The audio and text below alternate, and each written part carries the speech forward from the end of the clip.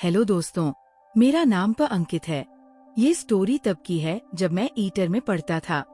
मेरी उम्र करीब 21 साल की थी। उसी साल 8 मार्च को मेरे मामा की शादी थी, तो मैं और मेरा पूरा परिवार मामा के घर गया हुआ था। बुआ का घर मेहमानों से भरा था। उसी में मेरी वो भाभी भी आई थी। वो मेरे मम्मी के किसी दूर के भतीजे की पत्नी थी। वह दिखने में काफी खूबसूरत थी। उनका रंग बहुत गोरी था। उनकी उम्र ज्यादा नहीं था। ऐसा लग रहा था कि 29 या 30 साल की होगी। उनका नाम शिवानी था। वह मेरी माँ से बात कर रही थी। मैं अपने माँ के पास ही खड़ा था और उन्हें देखकर हल्का हल्का मुस्कुरा रहा था। फिर बात करते करते उनका ध्यान मेरे ऊपर गया और मुझे मुस्कुराते देख वह भी मुस्कुरा दी। फिर उन्होंने मम्मी से पूछा कि ये कौन है, तो मम्मी ने मेरे बारे में भाभी को बताया। फिर भाभी को जब पता चला कि मैं उनका देवर हूँ, तो वह माँ के सामने ही मुझसे मजाक करने लगी। माँ पास खड़ी थी तो मैं कुछ नहीं कह सका, बस हल्का शर्मा कर सिर झुका लिया। तभी मम्मी को उनके नंद ने आवाज लगाया और अपने पास बुलाया। मम्मी बोली कि तुम दोनों बातें करो, मैं अभी आती हूँ। और मम्मी वहाँ से चली गई। अब हम दोनों वहाँ खड़े थे। मैं शर्म के मारे कुछ बोल नहीं पा रहा था। लेकिन तभी भाभी ने पूछा, तब प्रशांत किस क्लास में हो?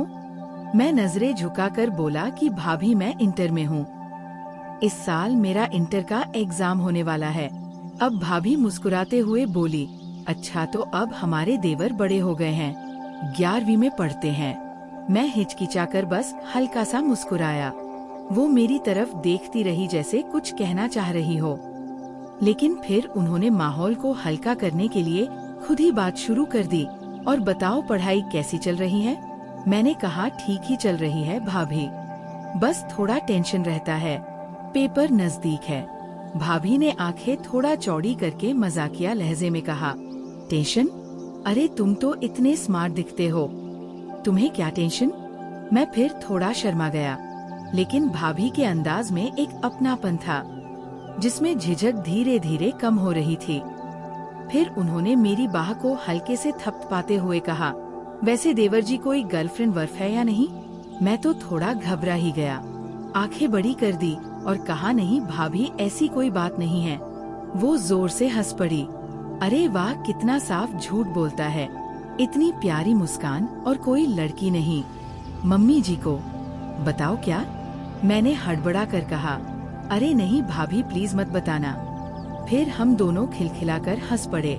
इसी बीच भाभी ने मेरी तरफ झुककर फुसफुसाया, वैसे तुम्हारी आंखें बहुत प्यारी है। तुम्हें पता है मेरी सांस जैसे रुक गई। भाभी की आवाज में कोई हल्की सी गंभीरता थी। मैंने उनकी तरफ देखा। उनकी नजरों में कुछ अजीब था, कुछ ऐसा जो मुझे बेचैन कर रहा था, लेकिन फिर भी अच्छा लग रहा था। थोड़ी देर दोनों चुप रहे। फिर भाभी ने धीरे से कहा, चलो अब मैं चलती हूँ, बहुत सारा काम है, लेकिन तुमसे फिर बात करूँगी। उन्होंने मुझे एक हल्की सी मुस्कान दी और मुड़कर चली गई।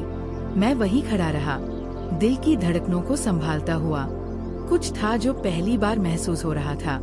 उसके बाद से जब भी भाभी मुझसे मिलती तो हमारे बीच छोटी छोटी बातें और हल्का मजाक हो जाता था।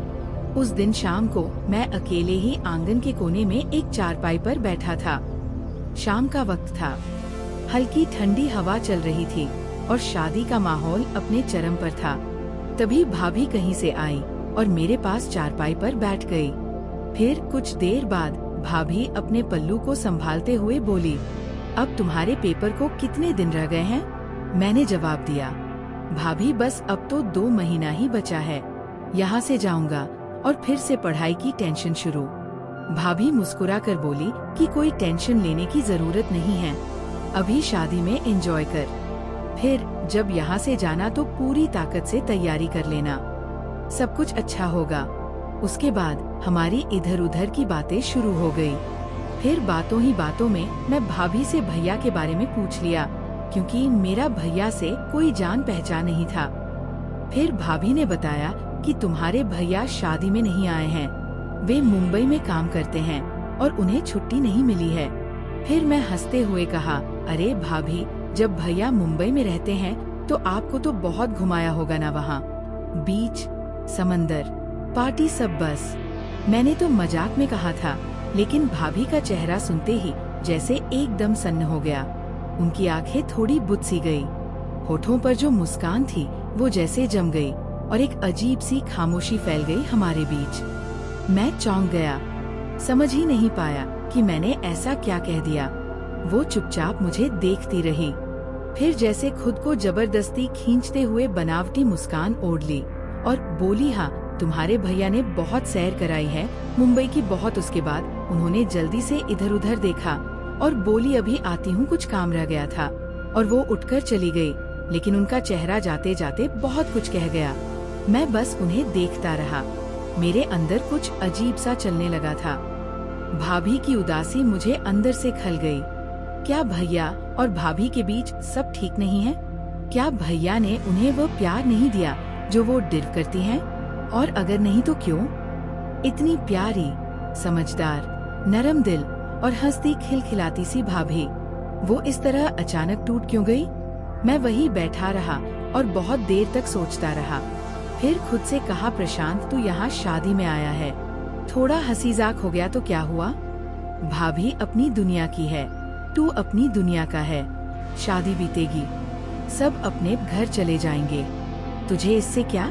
मैं ये सब सोचकर मन को झूठी ही तसल्ली दिया, लेकिन कहीं ना कहीं दिल के किसी कोने में भाभी की वो बुझी हुई आंखें रह गई। उनकी बनावटी मुस्कान, उनकी चुप्पी और उनका यूं अचानक उठकर चले जाना। फिर रात का टाइम आ गया। हम सब ने खाना खाया और छत पर सोने चले गए। हम सब खा पीकर सो गए। मेरे बगल में मेरे कई रिश्तेदार लेटे थे। फिर रात को करीब 12 बजे किसी के आने का आभास हुआ। चूड़ी की आवाज से तो मैंने देखा तो अंधेरे में मुझे कोई औरत आती दिखी। मैंने गौर नहीं किया और चादर ओढ़कर लेट गया। फिर थोड़ी देर बाद मुझे क्या एहसास हुआ कि कोई मुझे जगा रहा है। मैंने देखा तो वो वही भाभी थी। फिर मैं उठा और धीरे से पूछा कि क्या हुआ भाभी?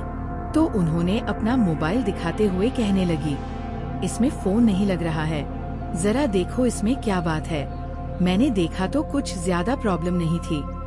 उनका मोबाइल फ्लाइट मोड पर था तो मैंने नॉर्मल मोड करके ऑन कर दिया। फिर उसके बाद फोन लगने लगा। फिर मैंने फोन भाभी को दे दिया तो भाभी ने कहा, क्या हुआ था? मैंने बोला, कुछ नहीं, आपने गलती से फ्लाइट मोड ऑन कर दिया था। फिर वो कुछ सेकंड मेरी आंखों में देखती रही, शायद कुछ कहने की कोशिश कर रही थी या शायद खुद से कुछ छुपा रही थी। फिर हल्के से मुस्कुराई और बोली, थैंक यू।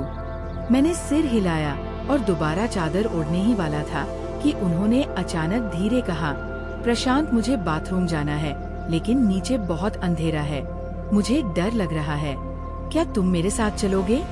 मैं एक पल को चौंक गया, लेकिन फिर तुरंत खुद को संभालते हुए बोला, हाँ भाभी चलिए, कोई बात नहीं।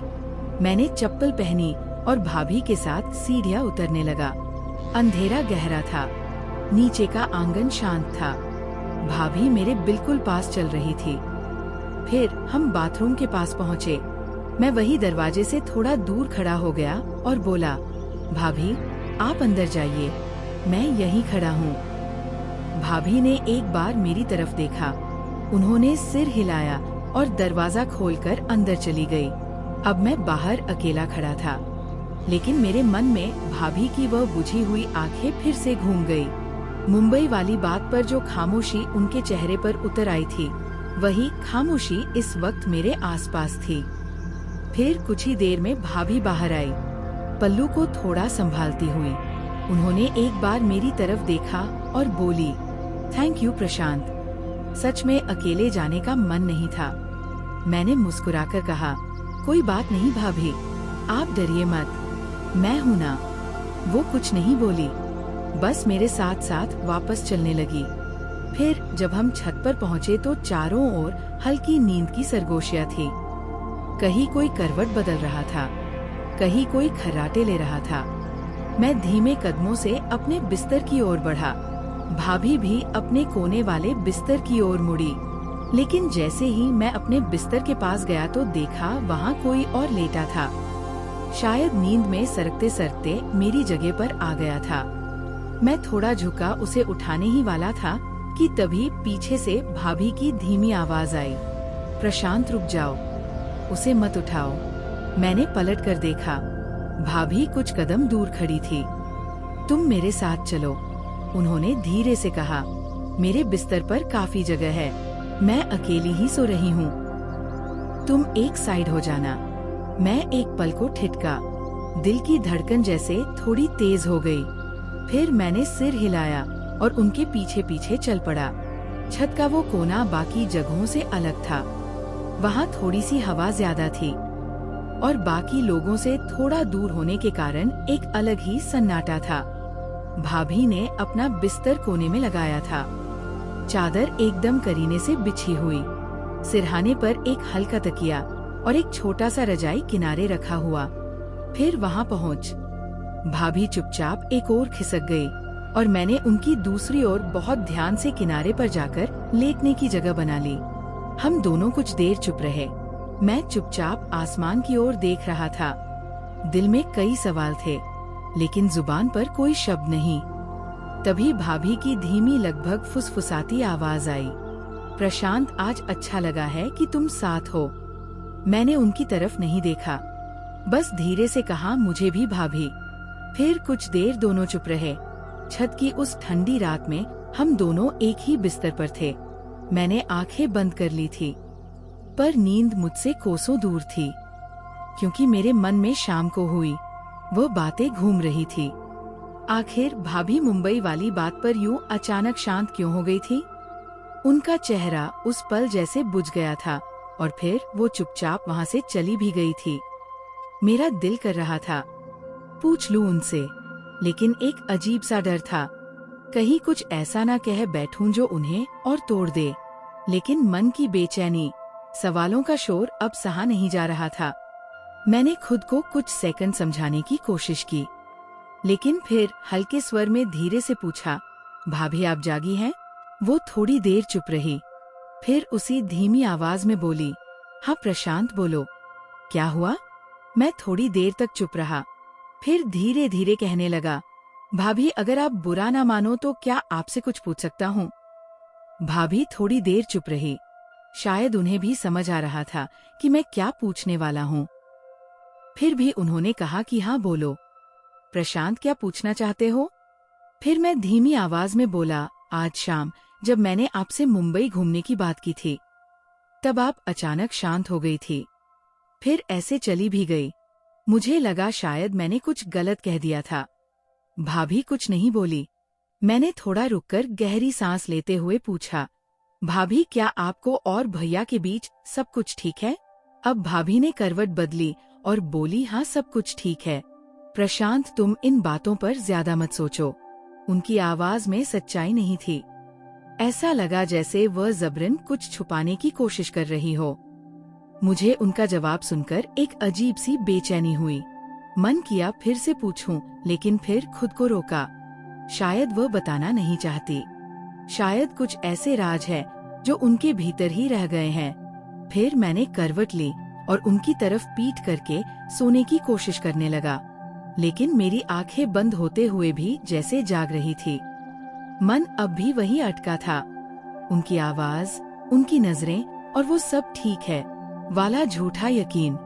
तभी कुछ देर बाद एकाएक धीमी टूटी हुई सी सिसकी मेरे कानों तक पहुंची।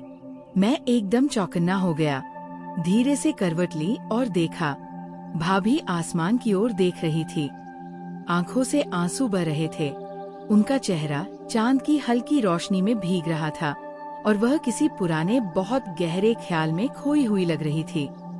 मेरे दिल में जैसे कुछ चटक गया। मैंने हल्के स्वर में कहा, भाभी क्या हुआ, आप क्यों रो रही हैं? वो मेरी तरफ पलटीं, लेकिन तुरंत अपने आंचल से आंसू पोंछने लगी। एक झेम सी उनके चेहरे पर थी, जैसे कोई चोरी पकड़ी गई। कुछ नहीं प्रशांत, बस ऐसे ही नींद नहीं आ रही थी। हवा ठंडी है ना। आंखें भी भर आई, लेकिन मुझे समझ आ गया था कि जरूर कुछ ना कुछ भाभी के साथ ऐसा हुआ है जो वह मुझे पता नहीं रही है। फिर मैं बोला कि भाभी अब नहीं, अब आप नहीं छुपा सकती। आपको मेरी कसम, जो भी बात है सच सच बताइए। भाभी कुछ पल तक मेरी तरफ देखती रही। उनके चेहरे पर हैरानी नहीं थी, बस थकावट थी, जैसे उन्होंने हार मान ली हो।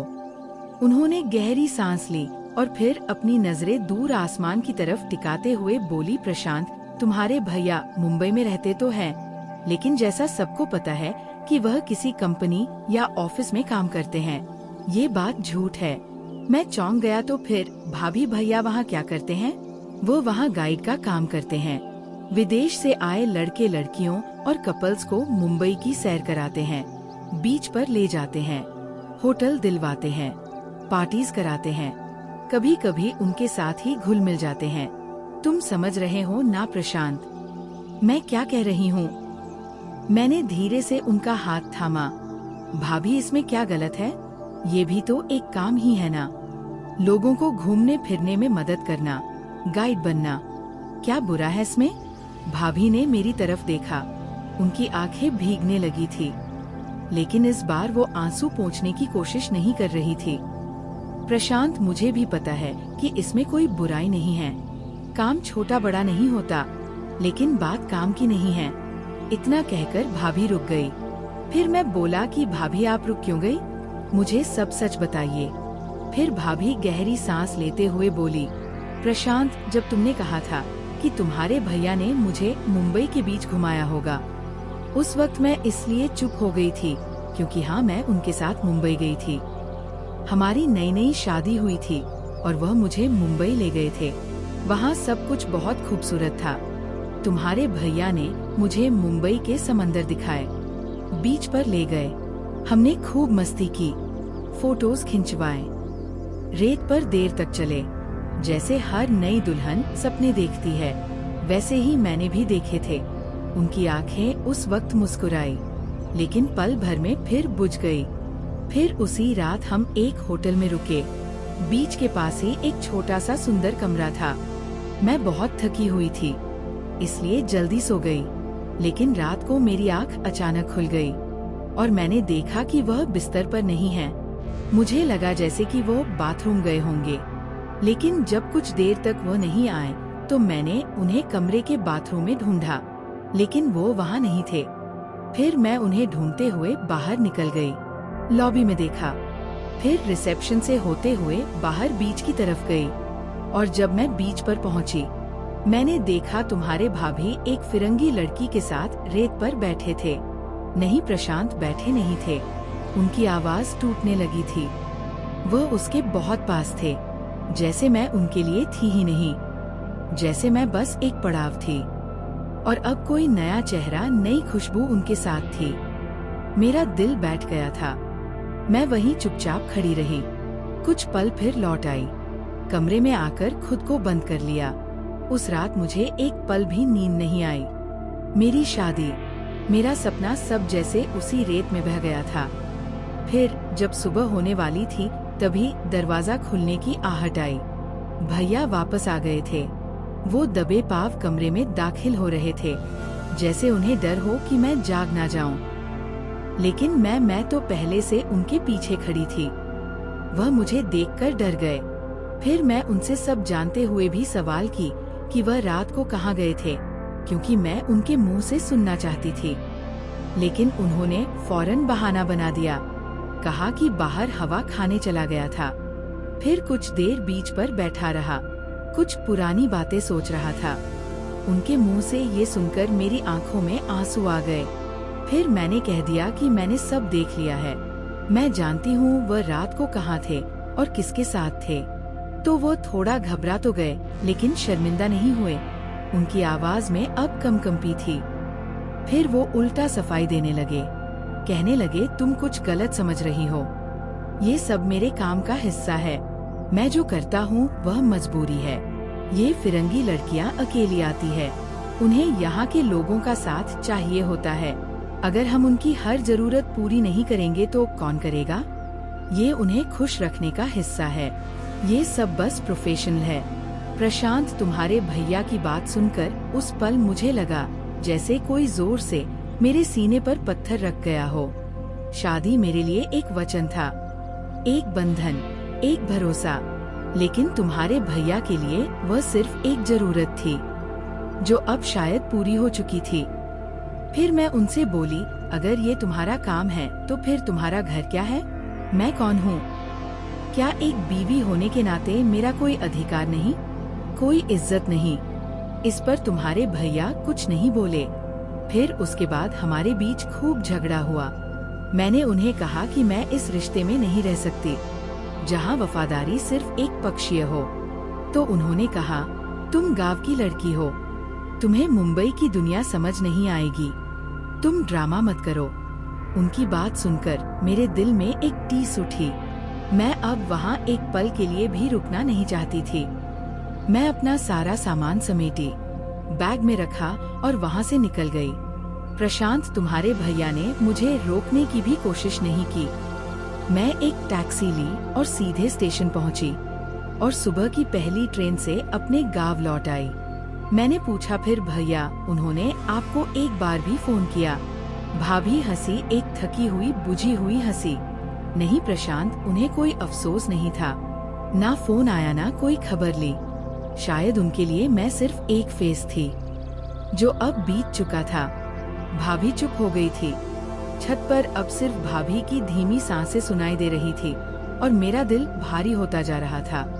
फिर भाभी बोली, मुझे ये सब किसी से कहने का मन कभी नहीं हुआ प्रशांत, लेकिन आज शायद पहली बार लगा कि कोई है जो मेरी बातें सुनना चाहता है, बिना जज किए, बिना सवाल किए।